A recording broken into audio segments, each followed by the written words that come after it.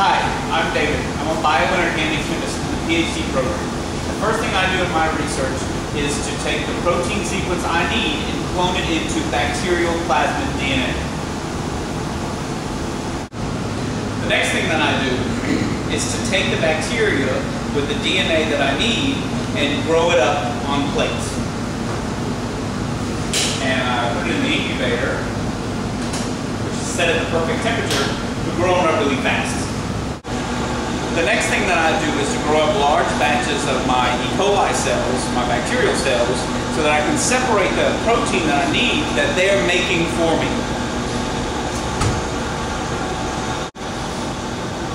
The next thing that I do is take the large batches of bacterial growths that I've made and that have produced my protein and spin them down in the centrifuge so that I can separate all of the liquid media from the cells. Then I take the cells, put them in the sonicator, and break open the cells with sound waves so that I can separate the protein that I want from all of the cellular debris.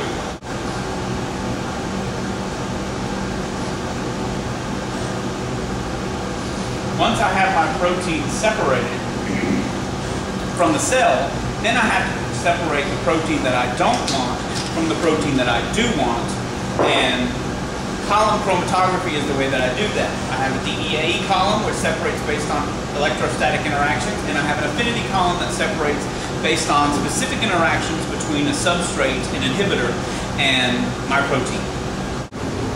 Once I've separated my protein from the proteins that I don't want, then I can bring it to the UV and I can determine the concentration of that protein, and I can determine the amount of metal in the protein. Since I'm a bioinorganic chemist, I'm mostly interested in the metal with the catalytic activity inside the protein. So I can take it, determine what the protein concentration is. Then once I know what the protein concentration is, then I can determine the activity of the protein, how fast it reacts or how slowly it reacts, and I can tweak the activity of the protein, which is what I do as a bioinorganic. Hi, I'm Hannah, and I'm a PhD student in chemistry at Mississippi State University. I focus in organometallic chemistry, and I'm going to tell you about what I go through every day. I have to prep my chemicals in a glove box because all my reactions are air sensitive due to the oxidation of the metals. Once I'm done prepping my chemicals in the glove box, I move over to my fume hood where I set up an oxygen-free apparatus where my reaction will proceed.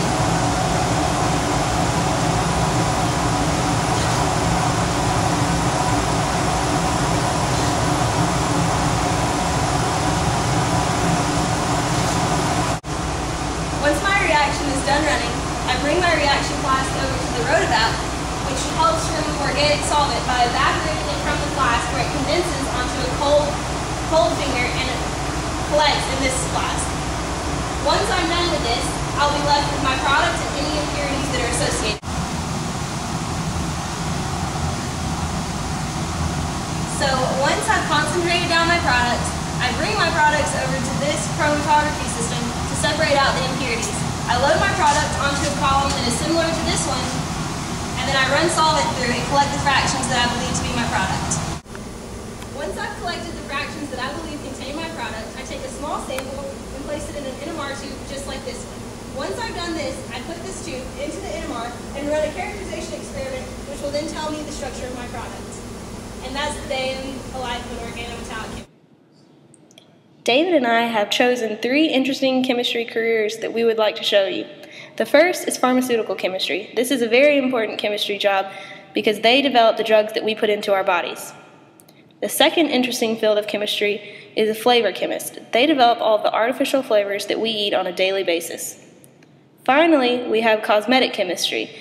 Cosmetic chemistry is a rapidly developing field where the chemists develop the raw materials and formulations that help to make our lotions, shampoos, conditioners, and makeup, and all of our other hygiene products.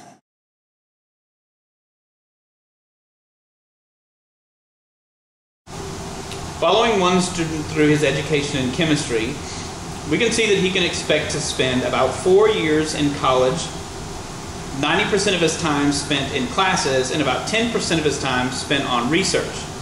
He can also expect to make about $37,000 upon graduation. Once he enters the master's program in chemistry, he can expect to spend about 2 years to get his degree, he can expect to spend about 40% of his time in classes and 60% of his time in research. And he can expect to make about $50,000 a year upon graduation.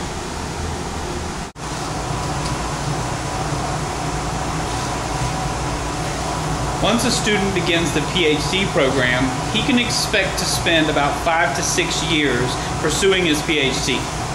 And he'll spend a significant amount of time doing research in his laboratory. About 90% of the time he'll be doing research, and 10% of the time he'll be in classes. He can expect to make an entry-level salary of $70,000 once he graduates.